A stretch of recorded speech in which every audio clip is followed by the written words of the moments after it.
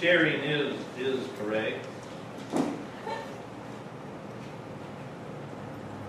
Well, thank you, Reese. Reese said, "Good luck, Papa. I love you." Thank you. Anyway, it was either going to be Andy or me. And Andy called me, and he had drill this weekend, so it came back on Papa here.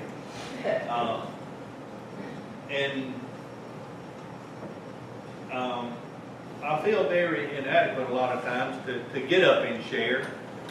But the thing that kept coming back to me this week, and I really didn't decide, I'll be honest with you, I really did not decide what to share with you until yesterday. And it is, I guess you could say, it's you know when it's time.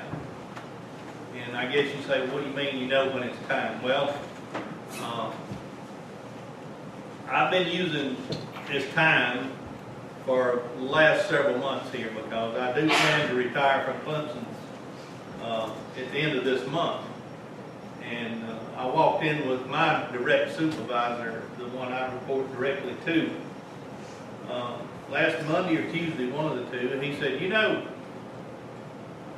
you can stay another 2 years, and they've got another program with what I'm doing, and they're trying to get it up off the ground. He said, stay with us another 2 years at least. And I said, no, I've already sent to Columbia June the 29th. He said, well, I can write a letter, I can make a call. I said, no, it's time. It's time for me to go on. So that kept, I've used that many, many times, and all week long when I was thinking, well, what can I share Sunday? And every time I think it would say it's time. Well, you know, or I did, I knew when it was time for me to get out on my own. You just know when the time's right. I knew when it was time to get a job, or you know when it's time to change jobs. Then, of course, when I met Judy, I knew it was time to get married then. And apparently she did too, because we did not go together long at all. I mean, it was a very short time. And a lot of people, I think they told Judy, they said, you're taking a chance on this boy here, you know. And she was. She really was, but Hey, Tony. yeah. That's nothing. Jerry's friends bet on him and all the class. We bet on him. Well, Like 40-some years later. well, they may have bet against me, I don't know. But a little over 44 years, so we've, and it's been good to me, and I hope it's been good to you. So. Oh, yes. But anyway, and you know when it's time to start a family, we did. And so you just know when the time's right. And you're saying, where are you going with all this? The time is right. Well, we're going to go to about some parables. And I know you're saying, how's he going to tie in his time is right on the parable? But we'll get there in a little bit. And everything you do in life, pretty much you think through, and you know when it's time to make moves on it. And my dad always used to tell me, think your things through, make your decision on it, and don't ever look back. If you're right, you're right. If you're wrong, you're wrong. There's nothing you can do about it once you make your decision. So, and that's what I keep telling my supervisor down at work. It is time for me to go to the house. I want to spend some time with the family, with my grandchildren, and with Judy and Denise and Andy and all of them. So a lot of people are telling me you'll get bored. No, I've got old tractors, I've got old trucks, I've got chickens and dogs. Me and Reese are havers on a rabbit, aren't we, Reese? So we've got a rabbit we'll deal with. And but anyway, you just know when it's the right time to do a lot of stuff. I had had a lot of opportunities to accept Jesus Christ as my Savior. I passed a lot of them up, but when the time was right, I knew when the time was right. The time, it was time for me, and I did it. Have a friend, and I'm sure he won't mind me using his name. His name is Stephen Shipley. Worked with him at the university for a long time. When I first met him, he rode with, I think it was Dixie Wheels or somebody. He was a big motorcycle rider, belonged to a motorcycle club. But he told me something one morning years ago out in the warehouse. He told me, he said he had straightened his life out, you know. He told me, he said, you know, and he called me Toon. He said, Toon, I got up one morning, I looked in the mirror after a rough night, and he said, I said to myself, we called him Crowbar, that was his nickname. And because I think he used to carry a crowbar on his motorcycle all the time, you know. So he said, I'd had a rough night. He said, I looked in the mirror, I said, Crowbar, it's time to straighten up, it's time to get right, it's time to grow up and be a man. I've always remembered that one from him. He has since retired from the university. I talked with him not long ago, and he does a Bible study in the mornings with a bunch of guys down in Anderson at some cafe somewhere. They have a Bible study in the morning. So Stephen, he knew it was time for him to straighten up. So you're saying, where does this come back into with the parables? Well, I'll share with you what I got out of this right here. And Jesus taught probably 40 plus parables, I believe I read one time. There was over 40 parables he used. And I guess the most, I don't know if it's the most, but one that always comes to your mind would be the prodigal son. In Luke 15, chapter 11 through 32, spoke of the prodigal son. And we all know that story. I won't read all those verses, 21 verses, so I won't read them, but we'll touch on several of them. But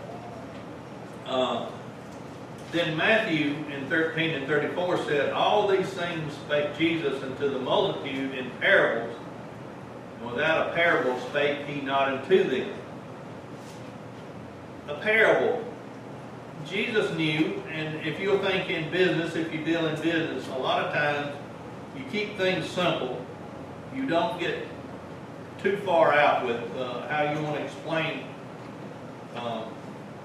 a deal to somebody or a truth. A parable is an earthly story with a heavenly meaning, is what I get out of it simply.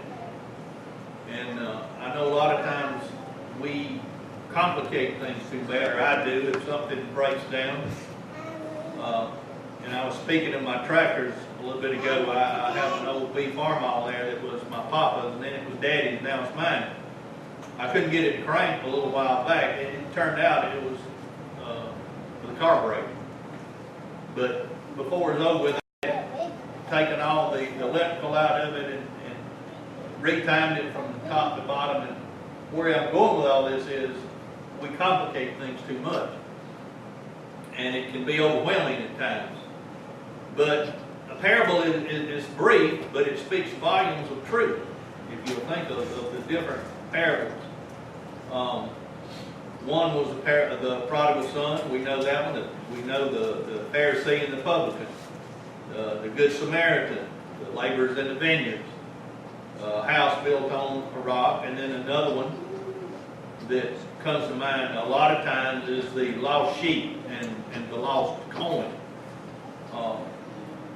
I know I like to watch the old movie of Sergeant York, and Walter Brennan was a pastor in the church, and as he was up when the movie first started, he was talking about the lost sheep and the man going and looking for it, but he compared some guy in the community with having some hogs and the pen broke down and he got all of his hogs back but one, but he looked for an entire year trying to find that one hog. But anyway,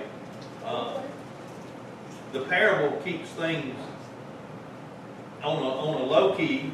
It tells a story, and Jesus knew that the people would remember it a lot better, and they could apply it to their lives if he would keep things simple. And the prodigal son, we all remember that a man had two sons, an older one and a younger one, and the younger one wanted his inheritance. This is an old one, but I'll show you where I'll let you know in a minute where I'm going with it. But the younger son wanted his inheritance, and he wanted to leave home. He thought it was time for him to go, so he left. But he fell in with some bad company, and they were his friends until he was out of money.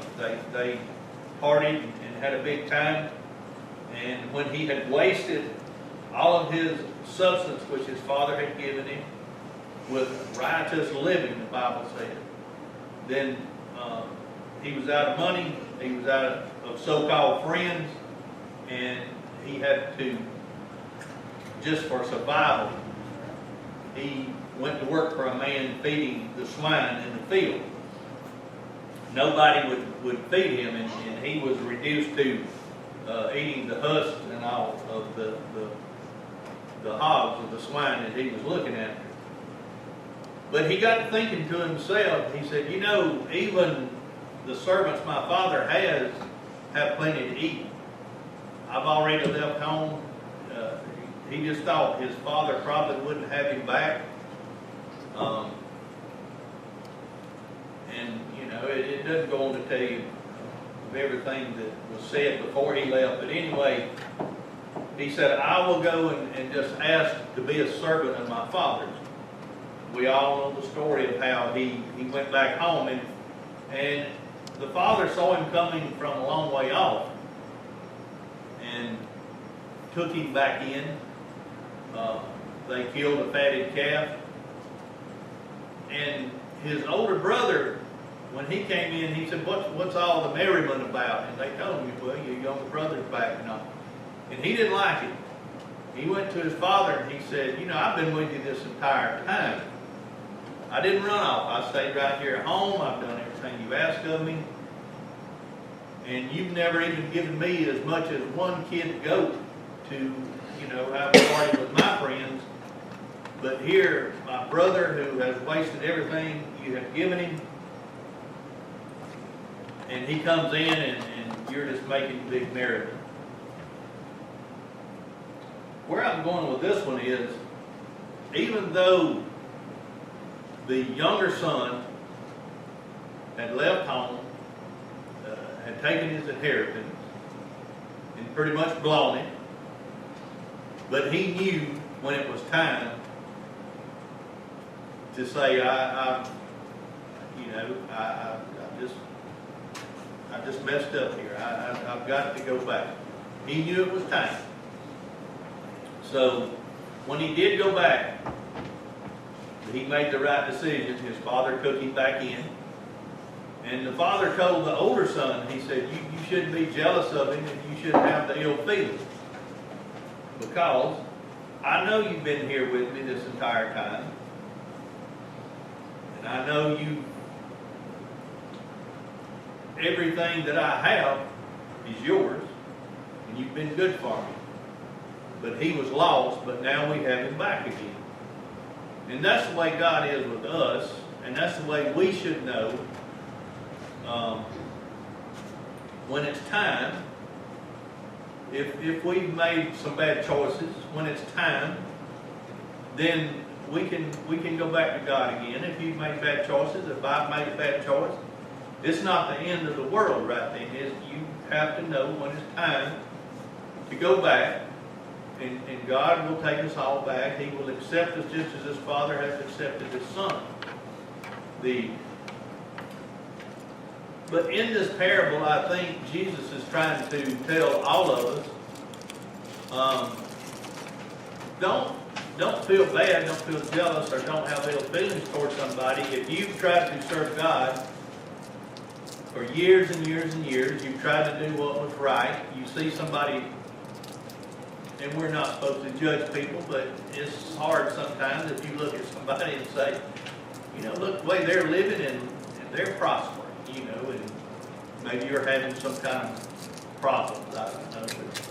But, in this lesson, God was saying to every one of us, be happy that maybe somebody has waited late in life. Maybe somebody's waited right till a deathbed situation. But as long as they are accepting Jesus Christ, we should all be happy.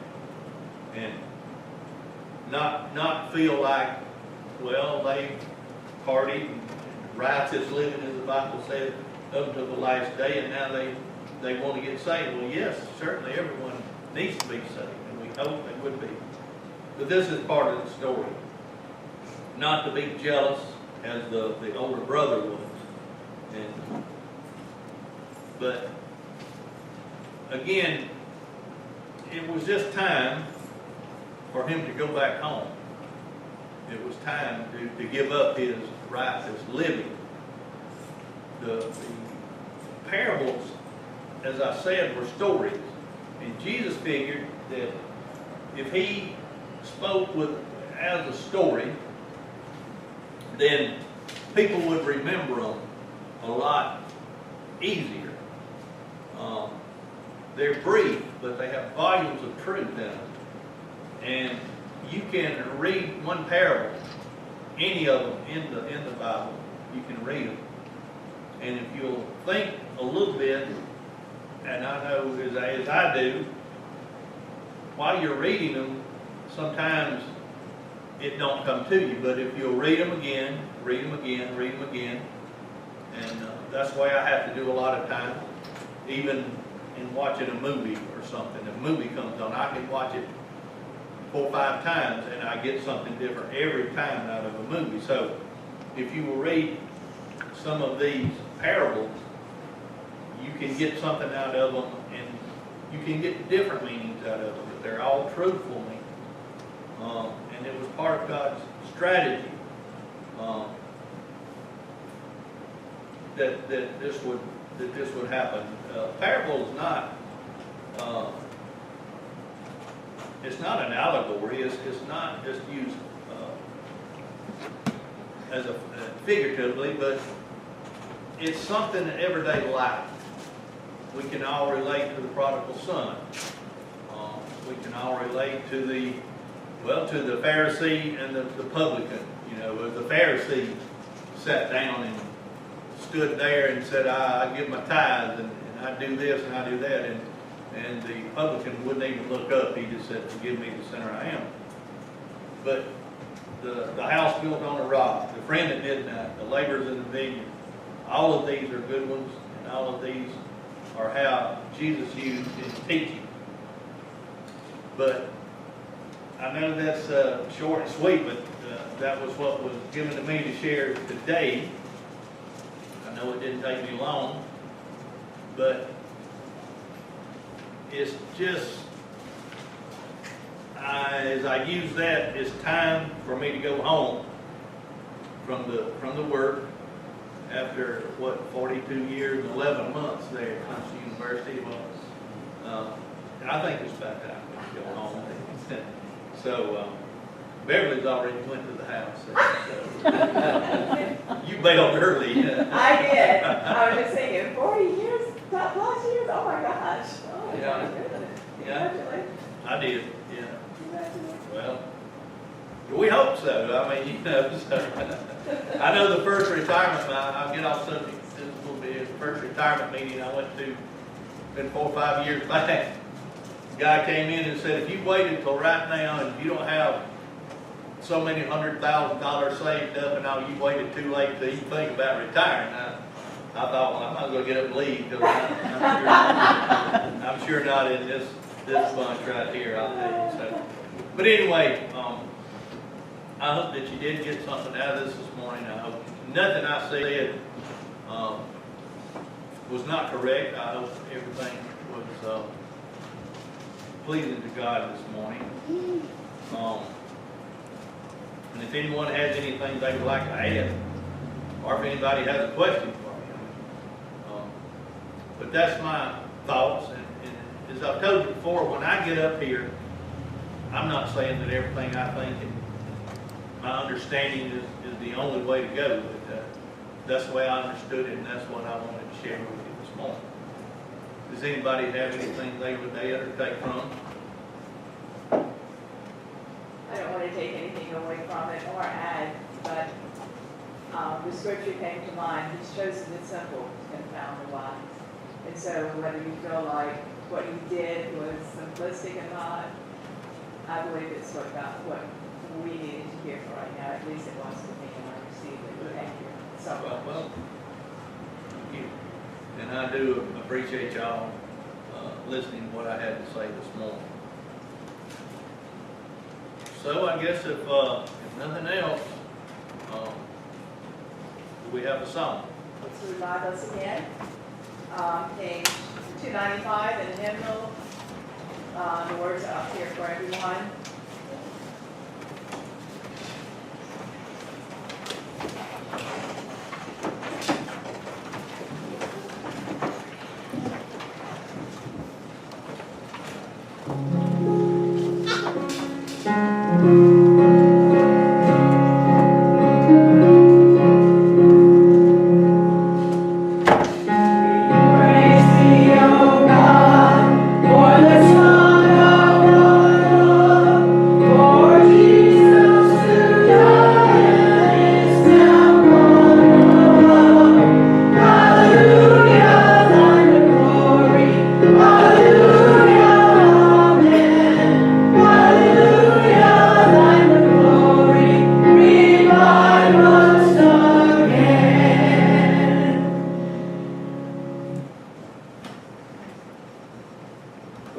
Kind and gracious Heavenly Father, we thank Thee. We ask that these words said could be applied to someone's heart, Lord, that something was gained from this. We ask that You would go with us throughout another week, continue to bless each and every one of us, help us to have a good day, bring us back again. In Christ's name.